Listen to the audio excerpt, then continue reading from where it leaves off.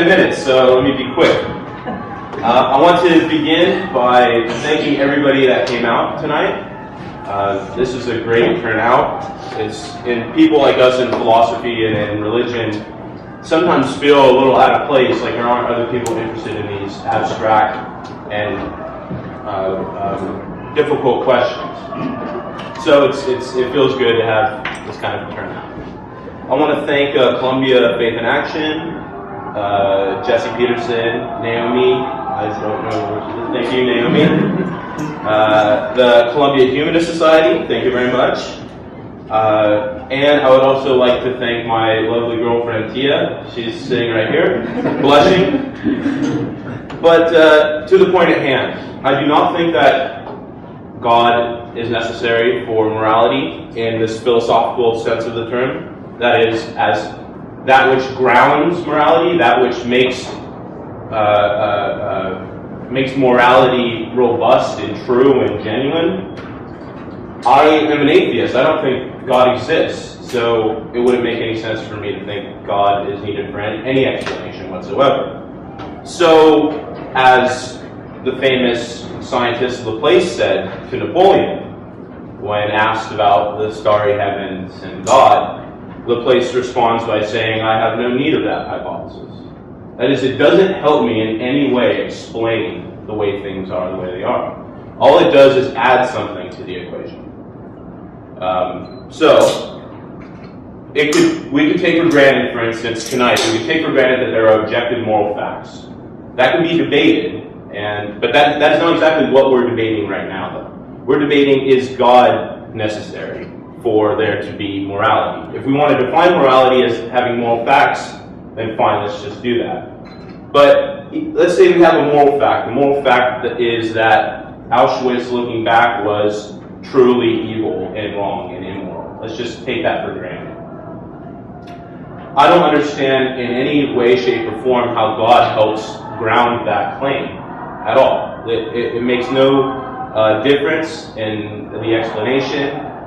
And it doesn't help us get to the deeper questions of where morality arises from in humans through sentiments, as you mentioned Hume, or if we want to take Kant's deontological approach or utilitarian approach. I'm not necessarily involved in one of these camps over the other, but what I do know is that God is certainly not necessary to explain morality or any other fact. Now, if we want God to help explain or ground morality, then it would also be understandable to say God grounds everything, every fact whatsoever. And not just the fact that Auschwitz was wrong, but the fact that 2 + 2 = 4. To me, 2 + 2 equaling 4 is self-evident. It's axiomatic. It's a given. It holds in all possible worlds. There's no world we can conceive of where 2 + 2 = 5. And if we do conceive of one, we think that world has it wrong. So we would have to extend God as a grounding explanation for not just moral facts, but all facts. And I do not need that. I don't feel that is necessary. Now, a joke. Yes, I can tell a joke. It's actually completely stolen, too, so I guess I can't tell a joke, but I'll try. This is from Theo Schick. So, Moses comes down from the mountain, from Mount Sinai, with the tablets, and he tells the Israelites, I got good news and I got bad news. And the Israelites go, well, what's the good news? And Moses says, well, God got it down to 10 now. Like, okay, all right. And they go, so what's the bad news? And he says, well, God kept the one about adultery in there. The idea that we would need a God, a supreme leader, a supreme cosmic authority to ground morality or any other thing sounds rather Orwellian, to say the least. We discover these things. We progress. We have social contracts. We have ways of dealing with each other through empathy, through sympathy. We have also innate within us a desire to survive and to thrive. And my desiring and thriving is intricately tied up to your surviving and thriving. So I think that's really where ethics and morality come from, and there's no need for any other explanation.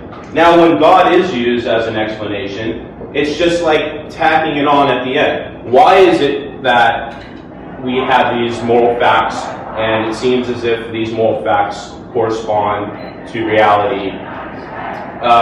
And we go, we're asking too large of a question. We're asking why. These why questions are kind of set up almost to act as if they're deep and thoroughly philosophical questions. But a why question is, to me, those don't make sense, really. Why? And the closest answer to any why is there existence? Why do we experience meaning? Why are there moral facts or whatever? I could equally say the answer to that is 42. Reference to Douglas Adams' Hitchhiker's Guide to the Galaxy. This is serious nerdishness right here. But to me, 42 and God make no difference in the explanation. There's nothing that it doesn't help us. Why God? Why God? Why God? It doesn't. And then you can actually flip it. Well, like why use God then? It doesn't help in any way in an explanation. When God is invoked in these debates, there's a famous and historical argument, the Euthyphro dilemma, that a lot of us probably know about from Plato. And this Euthyphro dilemma brings up a big problem for God. That is, God either does things because they're good, like there's some outside standard that God appeals to and goes, okay, this is good, let me will it.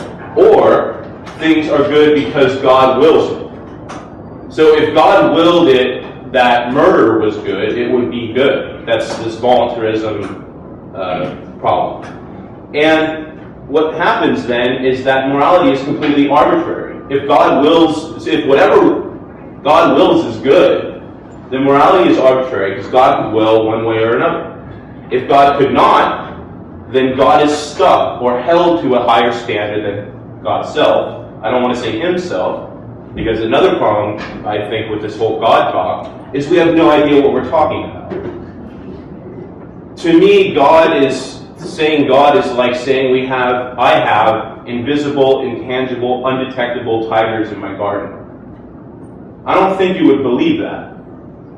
And you would say, well, someone would ask me, well, prove it. And I go, well, I can't. They're undetectable. They're invisible. But they're there. There's tigers there. I don't think any of you guys would believe in my invisible tigers. But, so it really genuinely doesn't help when we invoke God in this. Any of the words that we use to describe God, good, him, her, these are human words.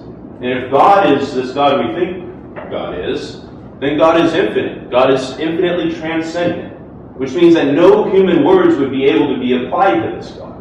The best thing you could do is remain in silence, or maybe Om. But maybe Om would be going a little too far in describing God, because God would transcend any words or any denotations about God. God would actually transcend your idea of God, as Kant properly points out.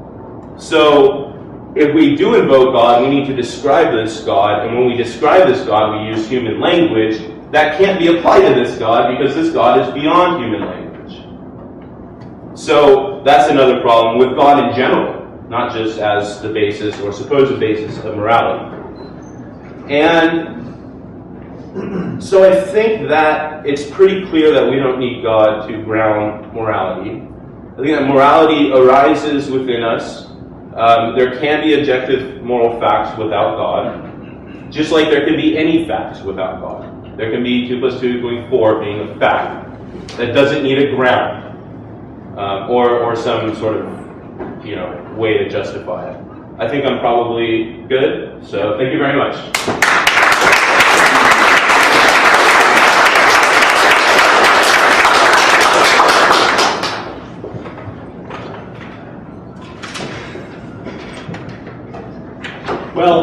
Good evening. I'd like to thank the students here at Columbia University for arranging this debate and Kyle for taking up the atheist position tonight. There are several periods in history when worldviews change radically over a short time, and I think we're living right in the middle of one of these rapid shifts. But since our worldviews can have such an important effect on many areas of life, it's always good to consider the implications of various positions. Now, as far as I can tell, the debate tonight is not about whether atheism is true or whether theism is true. It's about a much narrower topic, namely whether things like moral values and objective moral duties and moral responsibility for our actions, whether these things can make sense on a truly atheistic worldview.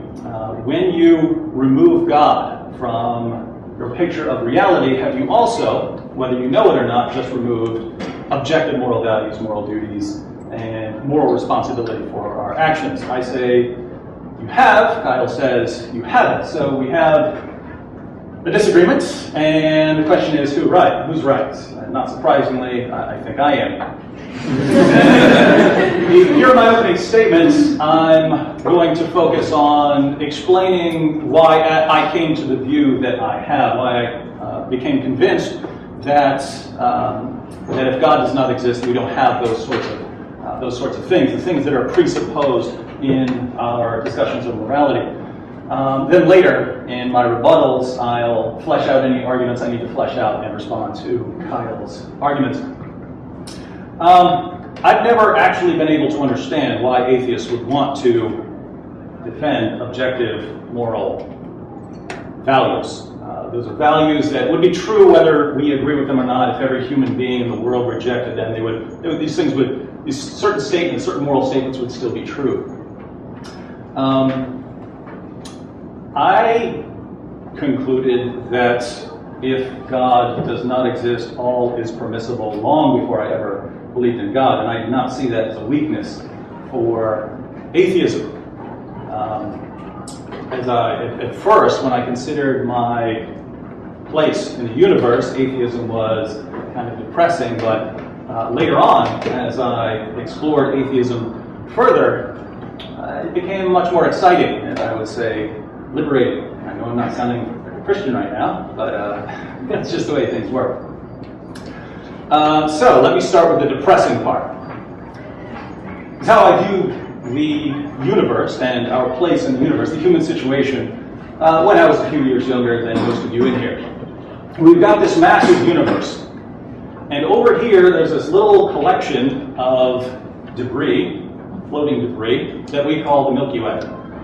And out on one of the spiral arms of this Milky Way is this hot little ball of gas we call the sun. And circling this hot ball of gas is a little pathetic speck of dust we call Earth. And on the surface of this little speck of dust are these little lumps of cells called human beings who are only here because their ancestors managed to transmit DNA better than other lumps of cells.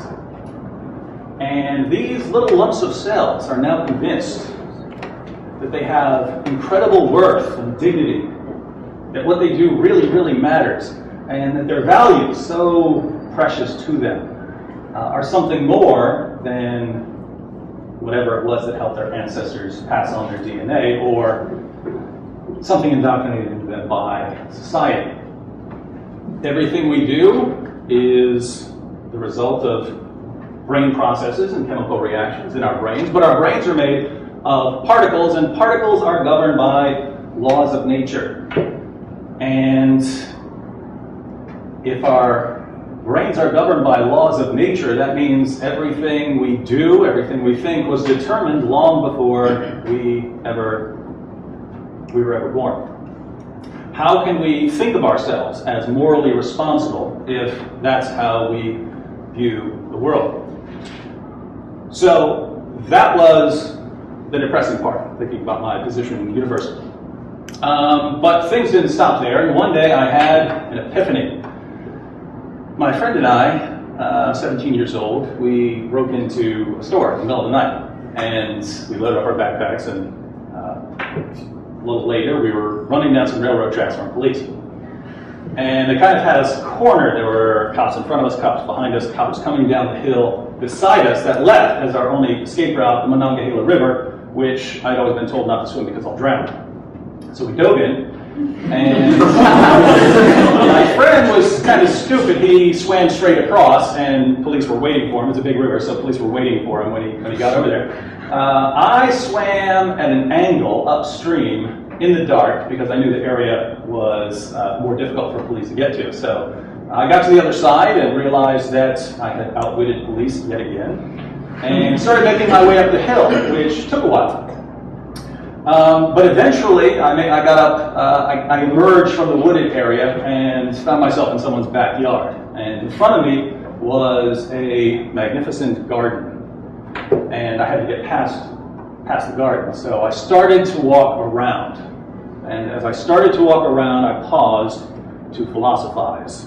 And I thought to myself, why am I walking around this garden? I don't care about the people in that house, let alone about their vegetables. So why am I going out of my way to avoid stepping on their cucumbers? What are they going to do? Call the police who just had me cornered and I got away? What are they going to do? And as I stomped my way through that garden, I had this incredible rush of freedom. We spend a lot of our lives thinking what we're told to think and doing what we're told to do, and then one day you sit back and realize, I don't have to do any of that, and they can't make me. But David, we can throw you in jail or something. Really? You got books in there? I'd like to read. But if you do something really bad, we can kill you. Well, here's the secret. I'm going to die anyway. Once you finally grasp that if the world cannot hurt you, it cannot control you, it's this amazing sense of liberation, not scared of anything anymore. Incredible sense of freedom. I call that the false freedom now, because once you liberate yourself from all external constraints, all you've got to go on is whatever's inside of you, whatever inclinations and desires you have, and living like that gets old after a while. So, atheists have a kind of freedom which isn't tremendously spectacular, but I think it's the best you've got on atheism. And now Kyle wants to steal it from you. Atheists have to follow the exact same rules that everyone else has to follow. Don't let Kyle steal your freedom. Now, I understand that many atheists want to cling to objective moral values, even when I don't see anywhere that these values could be located other than our opinions, and that certainly wouldn't be any kind of objective morality.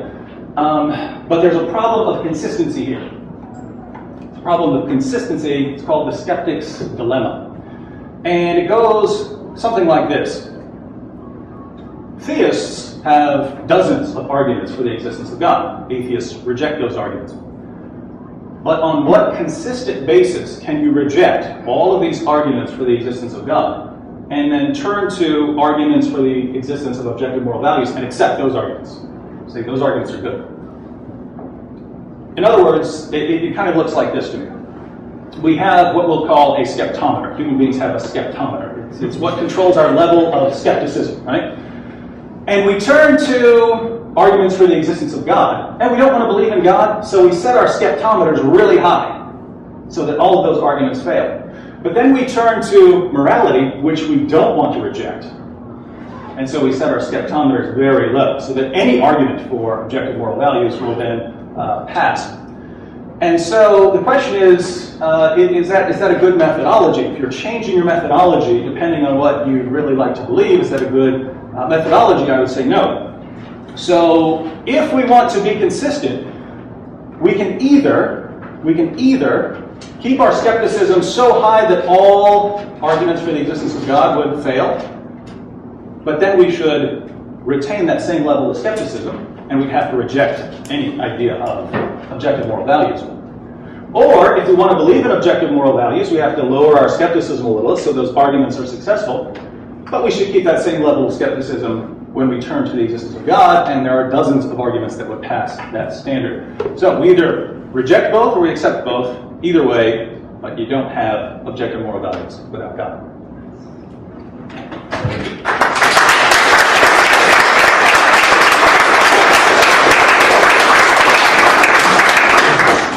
So you've heard opening remarks from both sides. Now, each debater has 7 minutes to present a follow-up. All right. Well, thank you very much for that. I like your term, skeptometer. My skeptometer is very high, and I think it should be for all of us.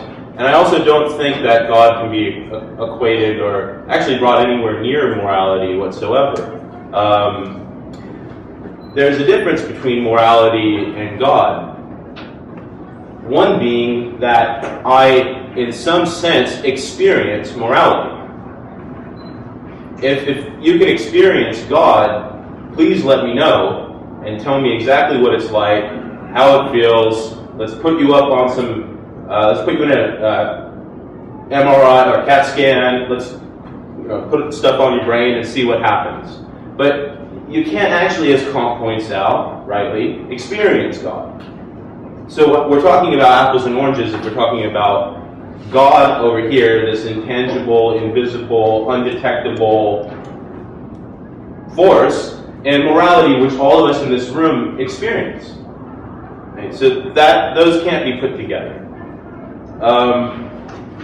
The stealing my freedom part, I didn't really get too much. I don't want to steal anybody's freedom.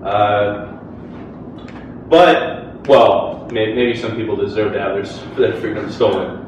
I can grant you that. But I'm certainly not trying to steal anyone's freedom. Now, this atheism that you refer to, I am not very familiar with. And I'm quite familiar with atheism. This atheists and other people, non-religious people, people who have a different conception of God, atheists or whoever, they live their lives perfectly meaningful and moral ways. Not everything is permissible. It's not permissible, not because there's a cosmic judge watching me. It's not permissible because it inflicts harm, because it causes undue pain, because it causes suffering, because I'm a human being with emotions and I care about your suffering. That's why it matters. It doesn't matter because Big Brother is watching me. If I only do things out of fear of this cosmic judge, then my intentions are pretty bad. So it's like the problem with deontological ethics. I go to Tia and I hand her some flowers. She goes, "Oh, that's so sweet. Why did you..." Sorry, that's not how she really sounds, but "Oh, it's just that's so sweet. Why did you give me these flowers?" And I go, "It was my duty as your boyfriend to." What do you think the reaction would be? Exactly. So morality, to me, has nothing to do with duty. I would respond by saying, I give you the flowers because I love you, because I have an emotional connection with you, and because the sex is good. Sorry, I have to at least make a parody of myself as an atheist, right?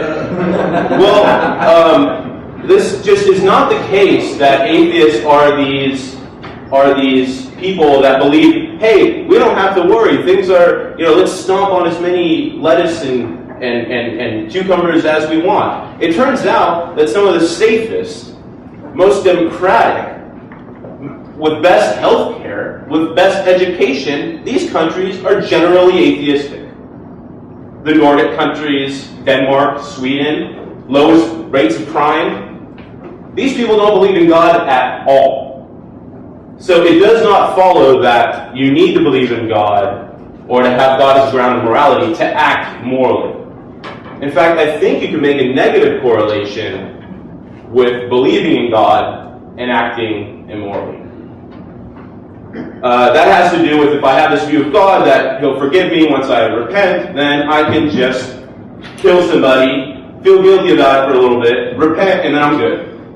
Then I move on. See, God is kind of a way of getting out of things. He's kind of an excuse.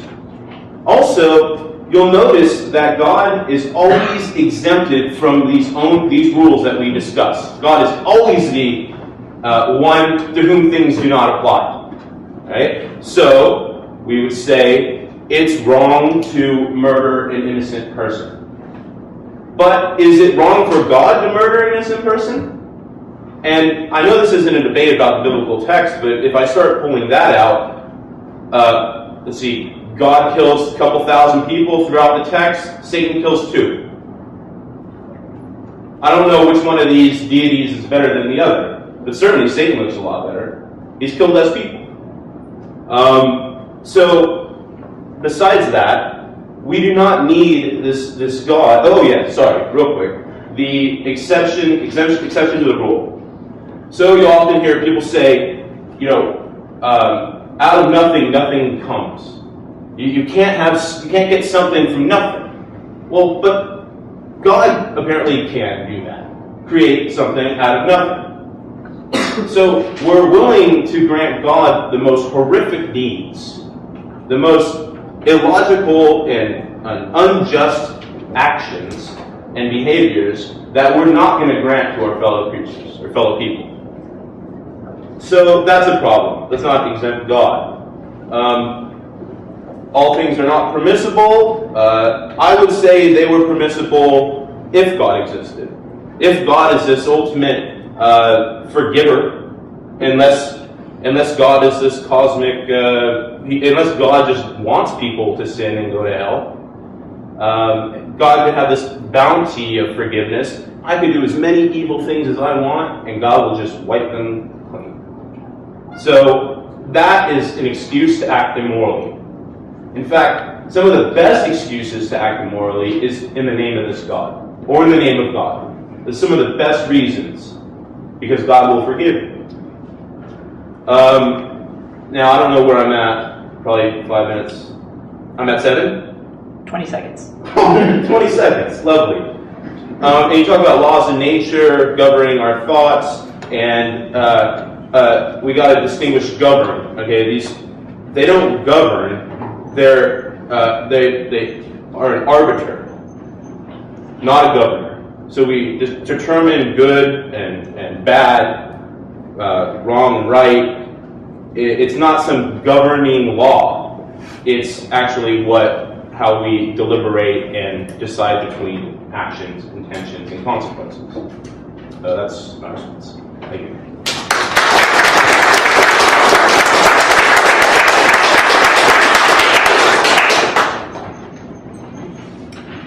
Thank you, Kyle. Kyle made a comment about sex. I just want to say, for the record, I have more sex than all you atheists put together. Are you married? Ask my wife. All right. Kyle says that he sets his skeptometer high. Yeah, with certain things like the existence of God, but not with things like objective moral values. He says, well, he experiences morality, but not God. Let me just ask a quick question here. How many of you would say you have some experience of God?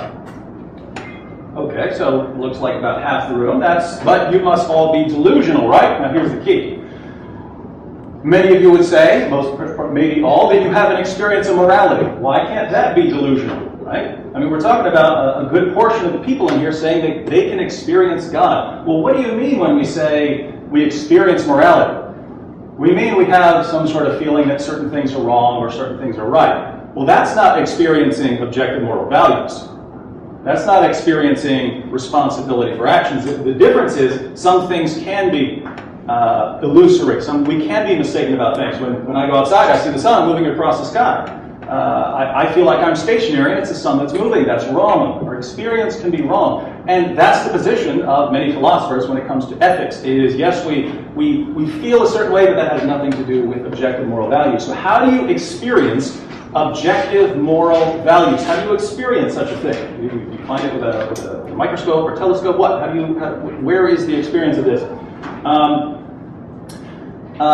He says that atheists and many others live by the same values, and we should avoid things because they harm people, not because God says so. And just for the record here, the debate tonight is, I'm not saying atheists can't be moral. An atheist could be the nicest person in the world, the most generous person in the world. An atheist could go out right now and do all of the same things that Mother Teresa did. But you can also go live like a frog, right? Everyone in this room could hop on over to a pond, plop down on a lily pad, and eat flies all day. We could do it. It can be done. That's not the point. The point is, should you do it? Do you have a moral obligation to live like a frog? No. Do you have a moral obligation to do good things? Well, that's the entire question. I don't see how on atheism you would have a moral obligation to live this way rather than that way. Even the bare rule, which is sort of the lowest common denominator here, don't harm other people. Why? Give me a reason. Give me a reason not to harm someone consistent with atheism. I'll give you an example. Jeffrey Dahmer. Remember him? He's a little before your time. Killed and ate 17 people. Why should he not do that? We kill and eat cows. Why not kill and eat people? You have to have some sort of moral standard where you just say, because there's this rule, and what's the status of that rule? Well, if you're an atheist, you kind of only have a couple of places to go. You can either say that it's hardwired into us, and if it's hardwired into us, that's not really objective morality, because you can be hardwired for all kinds of things. Right? There are men who grow up and they're just attracted to little boys. That's what they're attracted to. Would we say that that's okay? No, of course not. We would say it doesn't matter. It doesn't matter what you feel like doing. It doesn't matter what your inclination is. It doesn't matter what you have urges for. You don't do that. It's a rule. You don't do that sort of thing. So if it's hardwired into you, don't see how that could be a source of objective moral values. Or if you say that society teaches these things and we pass them down, how is that objective? Because different societies teach different things. You can go to different societies around the world right now and find some things that would startle you. Who's more right? So if you're a young woman, you're wearing a skirt right now. There are cultures where if you walked outside in a skirt, your own family would kill you for bringing shame on their family. They think that's right. We think that's wrong. Who's right here? Well, Kyle would say, well, it's wrong to harm other people. Well, not in all cases. Certainly there are situations where we would harm someone, horrible criminals and so on, and these people happen to believe that people who really are going to cause problems in society would need this sort of punishment. And who's right and who's wrong? Well, on atheism, I just don't see any way to distinguish one moral value from another when we have differences of opinion. Kyle says if we only do things out of fear of God, then it's not really good. I actually agree. I don't obey God because I'm afraid he might zap me. I obey God because there is a right. It means that if God exists, if I'm created, then we have sort of a top-down picture of the universe where a source of perfect goodness creates the world, and if that's the case, well, I certainly have certain moral obligations. And so there is a right and there is a wrong, and I do the right because I love God, not because I'm afraid of getting struck by lightning or something. He says atheists don't stomp on, don't need to go out and stomp on people's vegetables, and we don't need God to act morally. Well, that's true. And no one's saying you need God in order to act morally. The point is, when you say so-and-so ought to do something, what do you mean? What do you mean when you say you should not torture that old lady? Do you just mean you're just giving your opinion? Or do you mean you've got this moral value, you do not harm people? Well, where are you getting that from? You didn't get that from nature, because nature harms all kinds of things. So you didn't get that from nature. Where are you getting that from? And what we find is people just lay this down as a rule. There's a rule, no harming people. Well, if you're going to do that, you could lay down any rule, right? If I'm just going to stomp my foot and say this is the rule and this is the rule that must not be violated. Why can't you make any rule? Don't wear green. It's a rule. Foundation morality, right? Why not? If we're just going to lay it down. I'm asking, why is that wrong? Again, can't get it from being hardwired. If it's society, then there are certainly cultures around the world and down through history that would love to harm people and who did harm people. And why were they wrong for that? At the end of the day, I haven't had any sort of justification for why this would be objective. What Kyle has said is, this is a moral value. Okay, I agree it's a moral value. I agree it's a true moral value. And I don't see how that sort of thing can be true on atheism.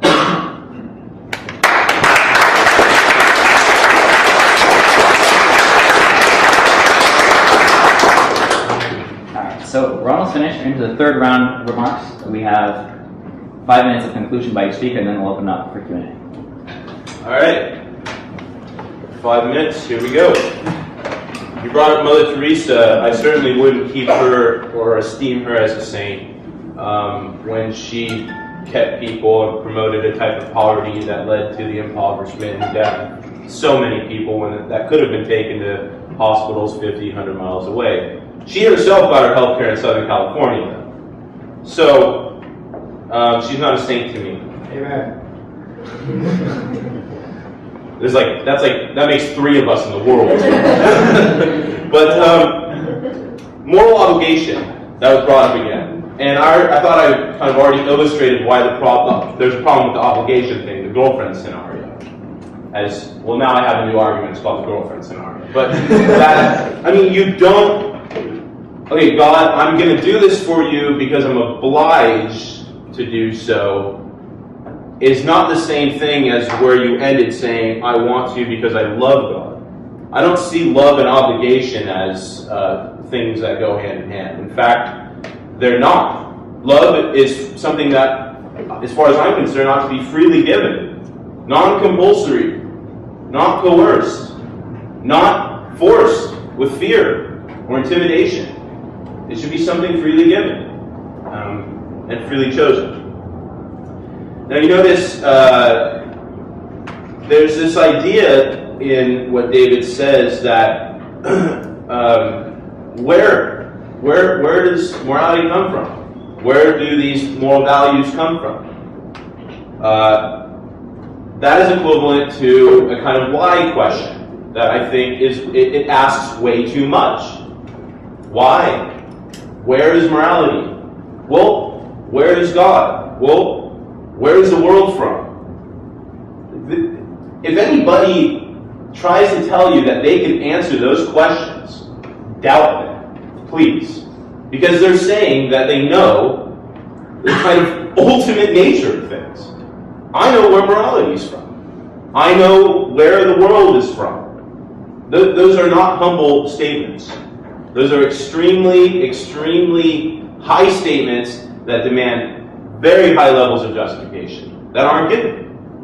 So the question of where does morality come from, I don't think that's actually a good question. We won't get anywhere when we ask that question. Just like we won't get anywhere when we ask, where does the world come from? Or where does God come from? So where does morality come from and why is it this way, etc. These questions don't help us at all. You also said something interesting. You said, how is it, people coming up with this culturally constructed, societally determined understanding of morality and the social contract and what constitutes right and wrong, and different cultures having different measurements for that, etc. But the funny thing that you said there is you said they have that as opposed to if God said it. Now the key word there when he said God said it is said it. Does God have vocal cords? Does God have lips or a tongue? If he doesn't, we can't say God said anything. Said is a human word. Said cannot be applied to an infinite being if there was one. Unless this God had infinite vocal cords, an infinite mouth, and an infinite tongue. And all these things don't make any sense. To me, they don't make any sense. So we got to be careful with the language that we use. When God said, that's going too far in our epistemology to presume that not only do we know where the world comes from, where morality comes from, but that God can speak. We're only at 5 minutes, right? Yeah, you got 45 seconds. Okay. Wow, that was pretty good. Internal clock. So, in conclusion here, God is not necessary for explaining or grounding morality. These are things that we continually work on. We try to better ourselves. We try to better society. We don't have all these answers. I'm willing to go, where did the world come from? I don't know. I'm fine with that. But if I give you an answer to the most fundamental question we could ask, then there is a problem. I mean, if I have the answer to reality, me, a 29-year-old walking around on a pale blue dot, has the answer to where morality comes from, don't believe me. And that's my conclusion.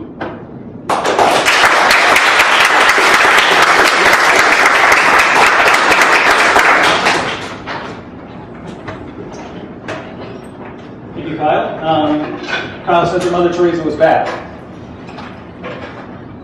I'm not going to object. I'm just going to say, on what atheist standard was Mother Teresa bad? Because she kept certain people from going to get health care where they might have gotten. Why on earth is that bad? Think about it. In a state of nature, sick organisms don't make it. And that means they don't pass on the genes that allowed them to, that made them more susceptible to diseases and so on. It means they don't pass on their genetic material. And more fit organisms do. Well, now it's become, we need to give sick people health care. If someone is born with horrible diseases and is horribly disabled, we need to give them health care so they continue.